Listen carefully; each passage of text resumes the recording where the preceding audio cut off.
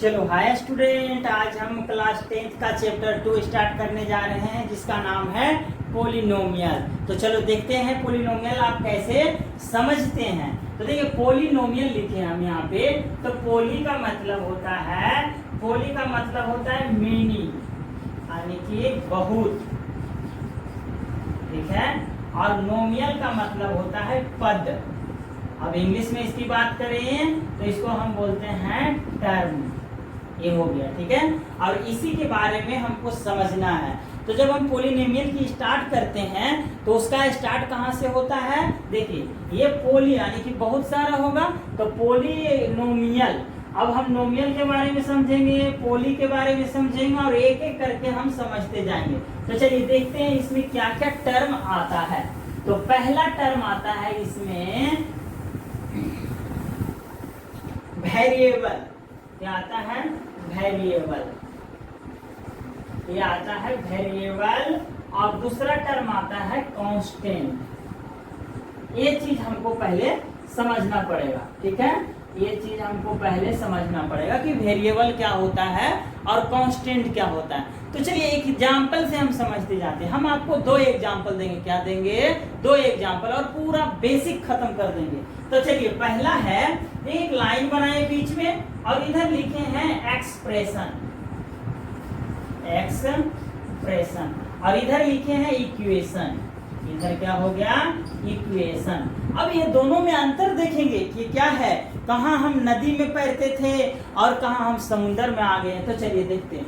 अब देखिए इक्वेशन ये हो गया और एक्सप्रेशन ये हो गया। एक्सप्रेशन के मतलब लगता है ना कि मम्मी हमको बहुत प्यार करती हो तो थोड़ा एक्सप्रेस करती है। वो तो आपके सामने कभी नहीं बोला कि बेटा हम तुमसे बहुत प्यार करते हैं, लेकिन दूध देती है, राइस देती है और पापा से चुप के चोरी में रुपया देते हैं। इसका मतलब वो एक्सप्रेशन व्यक्त करती है। तो कैसे लिखती है?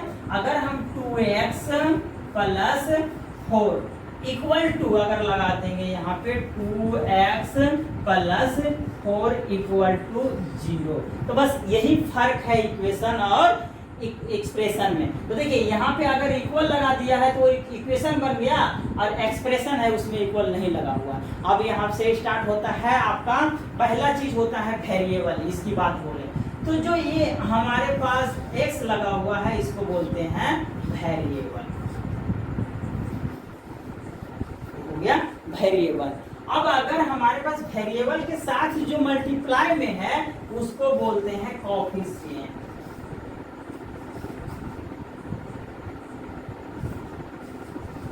ये हो गया कोएफिशिएंट। और ये जो हमारे पास है उसको बोलते हैं कांस्टेंट। ये कांस्टेंट हो गया, ओके।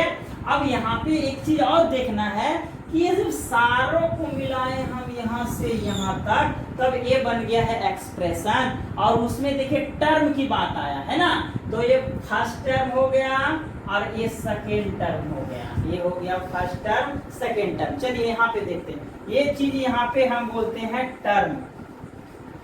फर्स्ट टर्म फर्स्ट हो गया, और ये हो गया है टर्म सेकेंड। ये आया टर्म में। अब देखिए टर्म की बात हुई है तो अगर हम 2x/z, ये भी एक टर्म है। इसमें कौन सा टर्म है? सिंगल टर्म है। जो हम टाइप ऑफ पोलिनोमियल जब हम पढ़ाएंगे तो अब बताएंगे। तो चलिए देखते हैं टाइप ऑफ पोलिनोमियल की ओर। टाइप ऑफ पोलिनोमियल कितने प्रकार की होती हैं? अच्छा, इसमें सारा चीज समझ गए हैं ना। क्या क्या समझे अभी हम लोग समझे हैं पहला समझे हैं टर्म, और दूसरा समझे हैं कांस्टेंट, और तीसरा समझे हैं वेरिएबल। और आगे बढ़ते हैं कि इसमें और क्या क्या आता है। एक्सप्रेशन तो समझ गए, एक्सप्रेशन और इक्वेशन। और इसमें अभी हम पोलिनोमियल की बात कर रहे हैं, 10th में चले गए। अब आ जाता है पावर और डिग्री। पावर हो गया, डिग्री हो गया, कोएफिशिएंट हो गया। अब एक और मोस्ट इंपोर्टेंट जो है वो है जीरोज। यही तो आपको पढ़ना है। ये क्या है? जीरोज, और यही आपको पढ़ना है। तो चलिए एक बार हम फिर से रिपीट कर देते हैं और समझाते हैं आपको। तो देखिए यहाँ पे अगर 2x प्लस 3 और 3 ले लेते हैं और कुछ नहीं लेते हैं, छोड़ देते हैं। एक और दूसरा इक्वेशन लेते हैं 2x स्क्वायर प्लस 3y, या x ही ले लीजिए ये चीज। तब देखिए अभी हम टर्म की बात करें तो अब टर्म कौन अलग करता है, एडिशन और सब्सट्रैक्शन। जहां पे एडिशन एंट्री मारे और जहां पे सब्सट्रैक्शन एंट्री मारे वहां समझिए कि टर्म बदल रहा है। तो देखिए यहाँ पे एंट्री मारा ये और यहाँ पे एंट्री मारा ये, हो सकता है मे बी 2x माइनस 4 भी रह सकता है। तो ये एंट्री मार दिया है, इसका मतलब है कि पहला टर्म और दूसरा टर्म, पहला टर्म और दूसरा टर्म, पहला टर्म और दूसरा टर्म। हो सकता है कि 2x प्लस 4 बाई माइनस 3 भी हो सकता है कि दोनों एक साथ एंट्री मारे। देखते हो ना कि फिल्म में हीरो और विलेन एक साथ एंट्री मार देता है, दोनों फाइट करता है। तो यहाँ पे यही केस है। ओके, तो देखिए अब समझ गए कि टर्म है। तो देखिए एक बार लिख देते हैं कि इसमें कितना टर्म है, 2 टर्म है। इसमें कितना टर्म है, 2 टर्म है।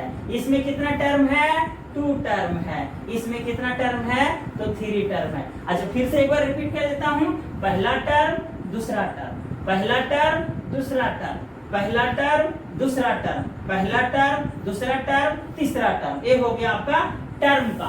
तो चलिए एक को हम टिक मार देते हैं, अब हम टर्म देखते हैं। ये हो गया आपका कंप्लीट। ओके, फिर एक बार हम देखते हैं कि कांस्टेंट क्या होता है, ए हो जाता है। जो अकेला खड़ा हो वो समझो शेर के साथ लड़ा हो, ठीक है। जो अकेला खड़ा हो मैथ में वो समझो कि शेर के साथ लड़ा है। तो ये है हमारा कांस्टेंट, ये हो गया कांस्टेंट। अब इसका छोटा भाई भी है जो थोड़ा मम्मी के पीछे पीछे पीछे पीछे पीछे आता है और खड़ा होता है। ये है हमारा मम्मी के पीछे खड़ा, एक इसके पीछे खड़ा है, वेरिएबल के पीछे खड़ा। इसका मतलब जो वेरिएबल से जुड़ा हो उसको हम बोलते हैं कोफिशिएंट।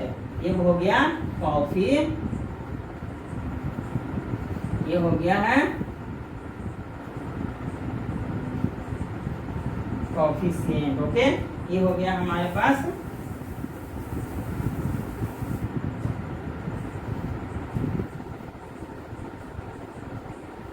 ये हो गया है कोफिशिएंट। अभी हमने कांस्टेंट भी देख लिया, वेरिएबल भी देख लिया। अब ये पूरा को हम बोल देते हैं एक्सप्रेशन। तो एक्सप्रेशन भी देख लिया, और अगर इसमें हम लगा दिए 0 तो ये हो गया इक्वेशन। और अगर हम पावर की बात आते हैं तब हम पावर में चलते हैं और डिग्री में चलते हैं। पावर क्या है, हमारे पास पावर है, पावर यानी कि पोस्ट है। क्या पोस्ट है, सर के ऊपर टुप्पी है, ठीक है। तो यहाँ पे देखते हैं पावर में क्या होता है, 2x cube plus x square plus x। ये देखिए यहाँ पे 3 पावर दिख रहा है ना, 1 पावर, 2 पावर और 3 पावर। तो ये पावर तो हम समझ में आ रहे हैं, लेकिन डिग्री क्या हुआ। तो इसमें सबसे जो बड़ा पावर रहेगा उसको बोलते हैं डिग्री। सबसे बड़ा पावर कौन है, इन्हीं कुछ रहता है तो 1 रहता है, 1 से बड़ा 2, 2 से बड़ा 3, तो सबसे बड़ा 3। तो ये हो गया हमारे पास डिग्री, ठीक है। और पावर के मतलब तो समझ रहे हैं, उसके ऊपर जितना पावर है वही पावर है। ओके, तो हमने समझ लिया पावर को भी, अब डिग्री को भी। अच्छा जीरोज क्या होता है, जीरोज समझ लीजिए कि जितना उसका डिग्री रहेगा उतना नंबर ऑफ जीरोज निकलेगा उस इक्वेशन से। देखिए यहाँ पे है 3। अब अगर इस इक्वेशन को आप किसी भी तरीका से सोल्व करते हैं तो उसका 3 वैल्यू देगा, और वो तीनों वैल्यू कहता है कि हम उस इक्वेशन को सेटिस्फाई करेंगे। जैसे एग्जांपल में आपको समझाता हूँ। सपोज दैट में भी लीनियर इक्वेशन की बात करते हैं तो यहाँ पे 2x प्लस 4 ये आ गया। अब 2x प्लस 4 है तो यहाँ पे कुछ नहीं है तो पावर 1 है। अब ये कहता है कि हमारे पास एक ऐसा एक ही वैल्यू रहेगा जो हमको सेटिस्फाई करेगा। तो कैसे करेगा, तो देखिए 2x प्लस 4 और उधर जाएगा राइट साइड जिसमें मोमेंट होगा तो क्या हो जाएगा, इक्वल टू -4 हो जाएगा। x इक्वल टू हो जाएगा -4/2 और ये कैंसिल आउट होके -2 होगा, यानी कि इसका एक वैल्यू होगा -2। अब चलते हैं सेकेंड में। सेकेंड क्या कहता है, सेकेंड जब आपके पास A X square plus B X plus C के फॉर्म में रहता है, तो समझ जाइए कि इसका दो वैल्यू निकलता है। तब ना हम क्वाड्रेटिक इक्वेशन पढ़ते हैं तो मिडिल द स्प्लिटिंग टर्म से x माइनस ए और x माइनस बी ऐसे नहीं निकलता है। सपोज जब मेरे पास एक इक्वेशन होगा तो ऐसे करके निकलेगा x minus 2 into x minus 3, इसका मतलब इसका दो वैल्यू है x के बराबर। ओके, चलिए अब आगे चलते हैं आपका चैप्टर की ओर। तो चैप्टर में हम पहले देखेंगे, पहला आया है टाइप ऑफ पोलिनोमियल। क्या आया है? Type of polynomial.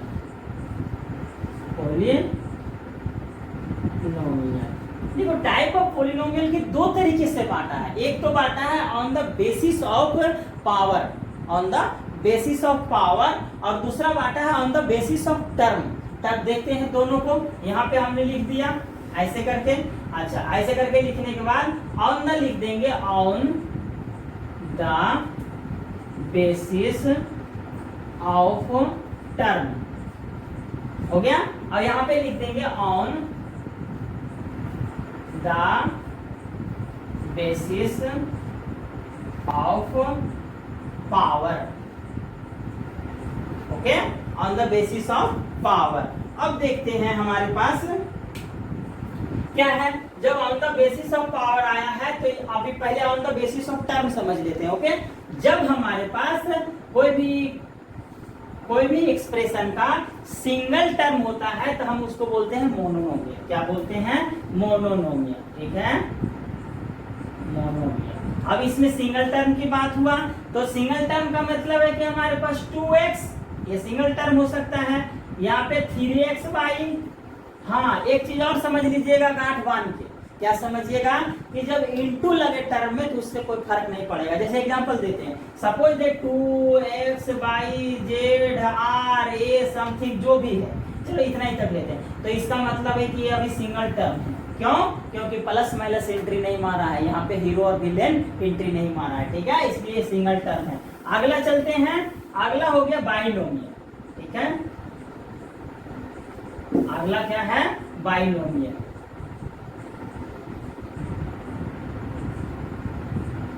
बाइनोमियल, ठीक है। अब बाइनोमियल में हम क्या करते हैं, इसमें दो टर्म होना चाहिए। दो टर्म, ये तो अभी सिंगल टर्म आया तो 2x प्लस 4 पहला टर्म और दूसरा टर्म, 3y प्लस जेड ये पहला टर्म और दूसरा टर्म हो गया। तो इसको हम बोलते हैं बाइनोमियल। अब तीसरा आते हैं, तीसरा हो गया ट्राइनोमियल। ट्राइनोमियल में नाम से ही पता चलता है कि उसमें 3 टर्म होना चाहिए। तो 3 टर्म होगा तो 3x 2x plus 3y plus Z, ये हो गया 3 टर्म। अच्छा, अब अगला यहाँ से स्टार्ट होता है कि भाई पॉलिनोमियल तो हमको बताए ही नहीं कि जब 3 से ज्यादा टर्म हो जाएगा तो उसको क्या बोलेंगे। तो पॉलिनोमियल का डेफिनेशन लिख दीजिए, 1 एंड मोर देन 1 टर्म होता है उसको हम बोलते हैं पॉलिनोमियल। ठीक है, तो यहाँ पे देख लो पॉलिनोमियल। अब पॉलिनोमियल में 1 यानी कि ये भी आएगा और मोर देन 1, इसका मतलब ये सारा जितना आप लिखे हैं ये सारा पॉलिनोमियल के अंदर आता है। ठीक है, कोई भी अगर बोलेगा कि मोनोनोमियल क्या पॉलिनोमियल है, यस पॉलिनोमियल है। अब आते हैं अगला टर्म की ओर। ये तो हमारे पास हो गया on the basis of term. अब आते हैं on the basis of power. तो पहला होता है linear equation, linear polynomial. Linear मतलब सीधा ट्रेन की तरह। तब देखिए लीनियर पॉलिनोमियल लिखिएगा तो ax प्लस b और इक्वल टू ये हो गया ax plus b equal to, अगर जी लग गया तो इक्वेशन से एक्सप्रेशन से इक्वेशन बन जाएगा। ओके, तो ये हो गया पहला। अब बोलोगे भैया कैसे, थोड़ा एग्जांपल दीजिए। तो रुको जरा, सबर करो। अगर हम 2x प्लस 5 लिखें, ऐसे लिखें, अब यहाँ पे क्या हो गया, लीनियर पॉलिनोमियल हो गया। क्यों? क्योंकि इसका पावर जो है 1 है। अब जब इसको फॉर्म में लिखते हैं तो y is equal to mx plus c होता है। ठीक है, तो इस फॉर्म में हम लिखते हैं, या तो कहीं कहीं y equal to x plus c भी देता है। तो ये हो गया है लीनियर पोलिनोमियल, ठीक है। अब आते हैं क्वाड्रेटिक पोलिनोमियल। क्या होता है?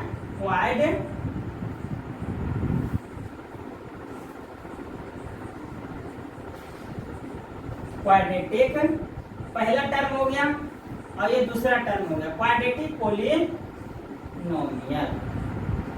क्वाड्रेटिक पोलिनोमियल किस फॉर्म में रहेगा? पावर उसका 2 होना चाहिए। कितना होना चाहिए? पावर। और मैक्सिमम पावर को हम डिग्री बोलते हैं, तो आप ये भी बोल सकते हैं कि डिग्री उसका 3 होना चाहिए, 2 होना चाहिए सॉरी। तो यहाँ पे ax square plus bx plus c, और ये हो गया है आपका क्वाड्रेटिक पोलिनोमियल। एक और बचा हुआ है क्यूबिक पोलिनोमियल। क्यूबिक पोलिनोमियल में देख लेते हैं क्यूबिक पोलिनोमियल क्या होता है। इसका तीसरा पार्ट है क्यूबिक पोलिनोमियल। क्यूबिक पोलिनोमियल में आप देखिएगा, देखिए क्यूबिक पोलिनोमियल तीसरा बोलेगा क्यूबिक पोलिनोमियल।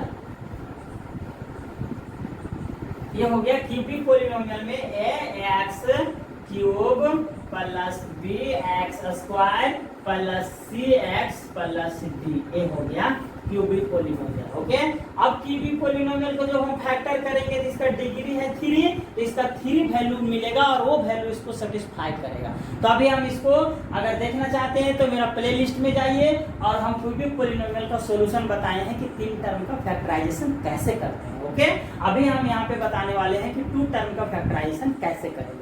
तो चलिए अब अगला टर्म चलते हैं। ये हो गया हमारा क्यूबिक पोलिनोमियल।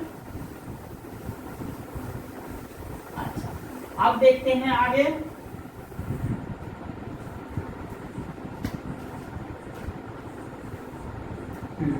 अब आ गया zeros of polynomial.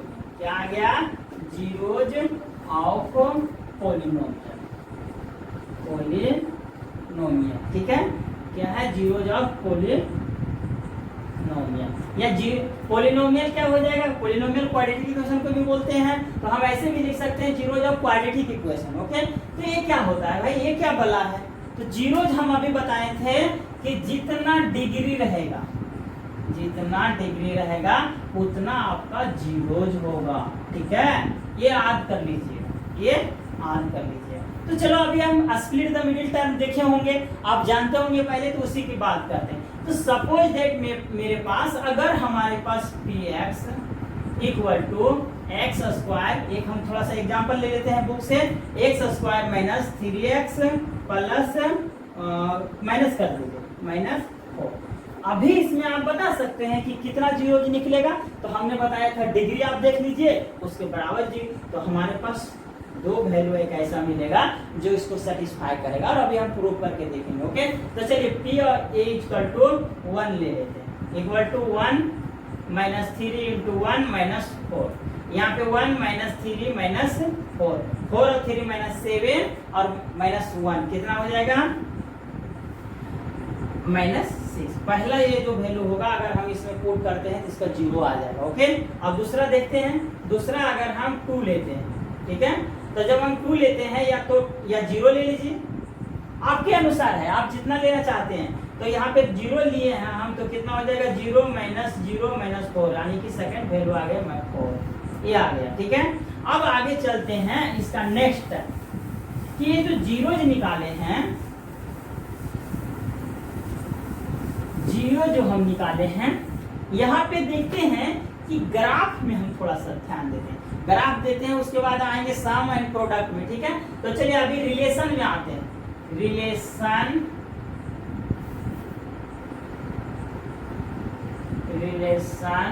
Of zeros. क्या रिलेशन है? तो देखिए सम ऑफ 2 जीरोज, 2 जीरोज करेंगे तो सम का मतलब है कि अल्फा प्लस बीटा ये होता है, और इसका फॉर्मूला हो जाता है a माइनस बी अपॉन ए। अब बोलोगे ए बी अपॉन ए क्या है? तो रुको जरा, सबर करो। देखो, अगर हमारे पास ax square plus bx plus c है, तो ये तो क्वाड्रेटिक पोलिनोमियल है ना। अब देखो क्वाड्रेटिक पोलिनोमियल अभी हम एक और लिए थे, क्या लिए थे कि ax स्क्वायर माइनस 3x और प्लस 4। तो ये जो हमारा टर्म होता है ना, किसी के आगे पीछे कुछ नहीं है तो समझो कि 1 है, तो यहाँ पे हमने 1 डाला। अच्छा, ये जो है 1 के बराबर हो गया और ये जो है b के बराबर हो गया। हाँ, ध्यान में रहे कि इसके सामने जो कर्जा है वो कर्जा भी उसी को भरना, यानी कि that's means negative sign are always use. Okay, अब ये हो गया सी। तो बोलेगे थोड़ा सर जी आप हमको ए और बी का वैल्यू फाइनल निकाल के बताइए ना। तो रुको रुको रुको, देखो a इक्वल टू 1, अच्छा b इक्वल टू -3 और c इक्वल टू 4। ओके, अब तो दिक्कत नहीं होगा। a equal to 1, b equal to -3, c equal to 4। अब वहां पे एक फार्मूला हो गया, समझ गए ना कि क्या है ये और क्या है b। अब आगे आते हैं। अच्छा, एक थोड़ा सा और डाउट होगा कि ये अल्फा और बीटा कहां से ला दिए। तो रुको, जब भी हम बोले थे कि अगर हमारे पास ax² plus bx plus c है तो यहाँ पे डिग्री 2 है तो 2 जीरो जाएगा, तो यही पहला जीरो है, दूसरा जीरो है। ओके, अब अगला चलते हैं। अगला है हमारा product of 2 zero, product of 2 zero. तो क्या हो जाएगा, देखो प्रोडक्ट ऑफ जीरो आ जाएगा तो यहाँ पे हो जाएगा आपका c/a। ठीक है, अब c समझ गए ना, c और a अभी निकाल के हमने बताया था। चलो यहाँ पे तो ये निकाल लिए कि हमारे पास जब अल्फा, यानी कि इसको लिख देंगे अल्फा इंटू बीटा। अब अगर यही नहीं दिया रहे आपको और कहे कि आपको इक्वेशन निकालना है तो कैसे निकालने हैं। तो हमारा क्वेश्चन में गिवन रहता है। गिवन कैसे रहता है तो चलो देखते हैं। अभी आप सेकंड एक्सरसाइज 2.2 को उठा के देखिएगा तो वहां पे दिया रहेगा, क्या लिखा रहेगा, गिवन रहेगा। क्या गिवन रहेगा, अल्फा एंड बीटा, यानी कि फर्स्ट जीरोज और ये हो गया सेकंड जीरो, ये हो गया सेकंड जीरो। ओके, ये फर्स्ट जीरोज हो गया, ये सेकंड जीरोज हो गया। तब क्या होगा, तब देखिए a या x के रूप में ले लीजिए। तब देखिए x² माइनस यहाँ पे alpha plus beta into x plus alpha into beta. लेकिन एनसीईआरटी में देखिएगा तो k भी लगाया, सबके सामने k लगाया, यानी k मतलब कांस्टेंट। तो ये आपका फार्मूला। चलिए अब एक्सरसाइज 1.1 देखते हैं। तो आपका यही इंट्रोडक्शन वीडियो से आपका बन जाएगा और बहुत अच्छा से बनेगा। पहला क्या है, एक हम तो आपको ग्राफ छोड़ दिए। अभी कार्टेशियन प्लेन की बात बोलते हैं कि अगर ये x एक्सिस है और ये y एक्सिस है तो इसको लिखते हैं x और इसको लिखते हैं x डैश, इसको लिखते हैं y और इसको लिखते हैं y। तो अभी हम जितनी भी चर्चा कर रहे हैं सब x का कर रहे हैं, इसका मतलब जो भी वैल्यू यहाँ पे आएगा वो x में आएगा। अगर सपोज दैट यहाँ पे x² है तो ये क्या करेगा, इस x एक्सिस को 2 बार काटेगा और वो उसका 2 सॉल्यूशन होगा। कैसे, सपोज दैट आप एक्सरसाइज उठा के देखिएगा तो एक्सरसाइज का पहला क्वेश्चन है, पहला क्वेश्चन ऐसे दिया गया। फर्स्ट क्वेश्चन का सॉल्यूशन देख लीजिए 2.1 का। 2.1 का पहला एक ऐसे स्ट्रेट लाइन दिया है, ये कहीं x एक्सिस को क्रॉस किया है, यानी ये लाइन को क्रॉस किया है तो यहाँ पे जो जीरोज हो जाएगा वो इक्वल टू 0 होगा। ओके, अब सेकेंड क्वेश्चन देखते हैं इसी का। सेकेंड क्वेश्चन क्या है, सेकेंड क्वेश्चन इसका हो जाएगा, यहाँ पे ऐसे दिया, ऐसे करके करंट मारा दिया, इसका मतलब 1 टाइम क्रॉस किया है यहाँ पे, तो यहाँ पे कितना आ जाएगा 1 0 आ जाएगा। अब देखिए थर्ड में देखिएगा तो थर्ड में एक क्वेश्चन है, थर्ड में आपका ऐसे, थर्ड में क्या कह रहा है, 3 क्रॉस किया, यहाँ से आया यू रोबोट की तरह गया 1 2 3, इसका मतलब कि यहाँ पे 3 0 जाएगा, थर्ड का आंसर। ठीक है, फोर्थ में दिया हुआ है, फोर्थ में देखिएगा, फोर्थ में फिर x एक्सिस y एक्सिस और फिगर कैसा है, ऐसे लिया है, तो देखो एक बार काटा, 2 बार काटा, इसका मतलब इसका आंसर 2 आ जाएगा। ओके, थर्ड में देखिए, थर्ड में तो इतना बार काटा है कि लगता मर ही गया होगा, ऐसे और ऐसे। कितना बार काटा, यहाँ से यू गया, यू गया, यू आया, कितना बार हो गया, 1 टाइम, 2 टाइम, 3 टाइम, 4 टाइम, तो इसका मतलब है कि 4 जीरो हो जाएगा। ठीक है, और उससे नेक्स्ट में देखिए क्वेश्चन और बचा हुआ है जो थोड़ा टच करके भागा है, मार के भागा है बोली, है ना। तो देखिए कैसे है, ये हो गया एक्स एक्सिस और ये हो गया वाई एक्सिस।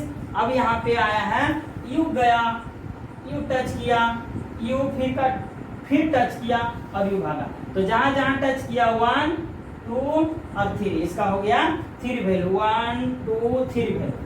ठीक है, यहाँ पे इसका 3 जीरो आ गया और इसी तरह से आपका चैप्टर हुआ खत्म।